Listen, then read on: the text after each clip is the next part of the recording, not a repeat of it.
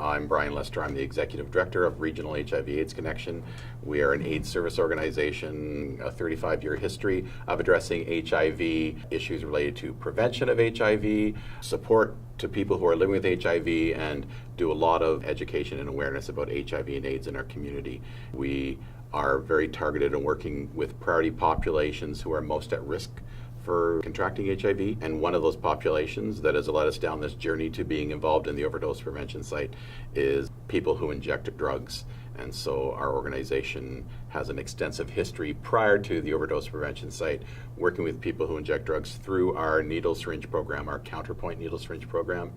On an average day, 80 to 100 people come through that service before we open tops, coming in to get sterile equipment. It is extremely successful. Many clients have felt that this is a safe space. They feel welcomed. It is a period in the day for them where they feel safe and they can talk to someone. My name's Shay and I'm the manager of sexual health at the Middlesex London Health Unit. I also, in the past year or so, have worked on the opioid crisis, specifically focusing on supervised consumption facilities.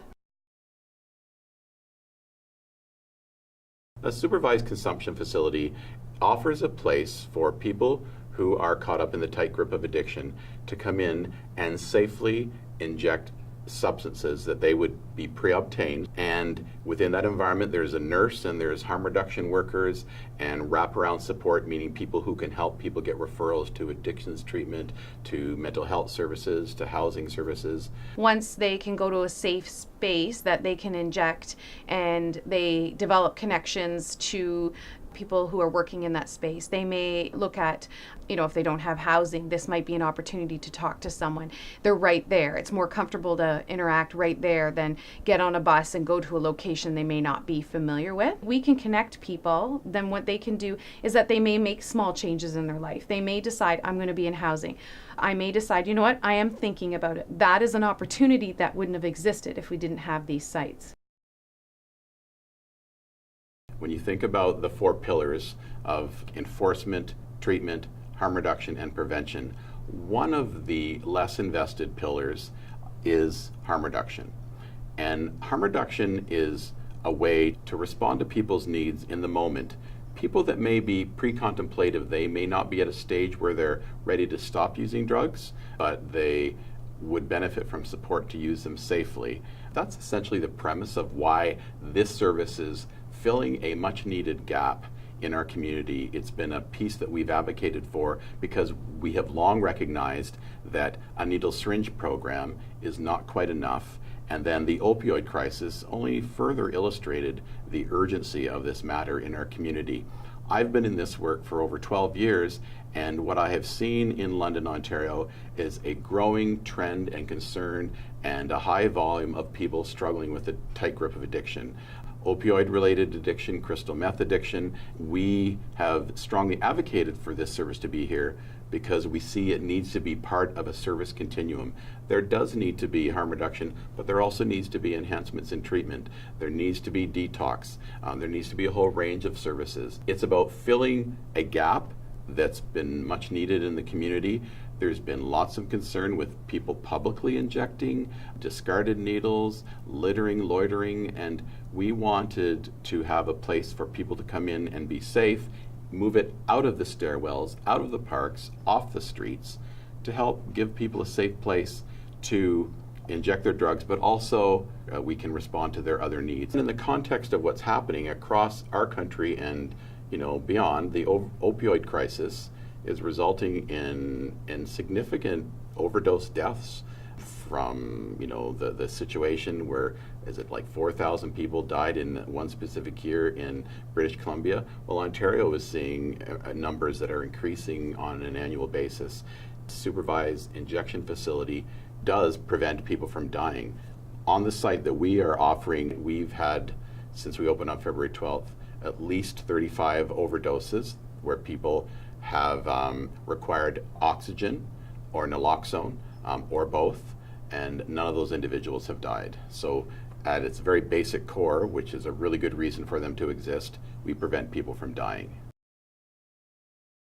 We have higher than hepatitis C rates than the rest of Ontario. We also had an HIV outbreak in 2016. And then we also have endocarditis. It is an infection of the heart valve. So people were getting very ill because they were not properly cooking their drugs and reusing equipment. And that cost is $7.5 million, just endocarditis, to the hospital. The other piece is invasive group A strep. We were finding it most often in people who inject drugs. People were getting infected and not getting properly treated. And when people are not getting proper treatment or they're hesitant to go to emerge, by the time they actually get to the hospital, it's much worse than if they would have went earlier. So the cost or the length of stay is higher. So that, again, can be quite costly. And to run a supervised consumption facility from an operational side is about $1.1 million a year. So again, that is for people who inject drugs. So if people are not sharing needles because they're at a supervised consumption facility, then they're not spreading that infectious disease. Every time a person comes in and has that support, has clean equipment, is injecting and not sharing, we're preventing the potential of an HIV transmission. So just that alone saves the taxpayer money. The other element is we all hear about the cost of emergency rooms, the high volume in emergency rooms, the cost to emergency services, the cost to police services. All of the work that we're doing helps to prevent those interactions. So I can say confidently that we're actually saving money in the system by investing in these prevention activities. Yeah, it's to me a no-brainer. The concept of harm reduction is an enabling intervention, whether it's a supervised injection service or a needle syringe program or other harm reduction initiatives. The evidence is overwhelmingly illustrates that it is not enabling injection. Just because there's clean needles doesn't mean someone is going to say, oh, they have clean needles, I'm going to start using crystal meth. Generally, the reason people get caught up in the tight grip of addiction is they have experienced some type of trauma in their life, some type of pain. They're trying to numb a pain from some perhaps physical abuse, sexual abuse, other traumatic experiences in their lives. And that is a key thing that is what drives people to use substances. And we have not seen people come into our site, our overdose prevention site, or our longstanding needle syringe programming saying, this is my first day to use drugs and I'm doing this because you're offering this service. People are actually using drugs unsafely. They're using equipment that's not sterile. They're injecting in stairwells. They were doing this long before the overdose prevention site came. And when I think about us opening the overdose prevention site and our capacity to connect with people and refer them to other supports, well, we're seeing those outcomes where we're actually a gateway to treatment and other kinds of support. So enabling is not happening. Enabling people to be healthy and take care of themselves is what happens in that site. I don't think it's right to let anyone die unnecessarily on the street. And I think it's a great partnership with Regional HIV/AIDS Connection because they have really good relationships with the client. Clients are attending more than once.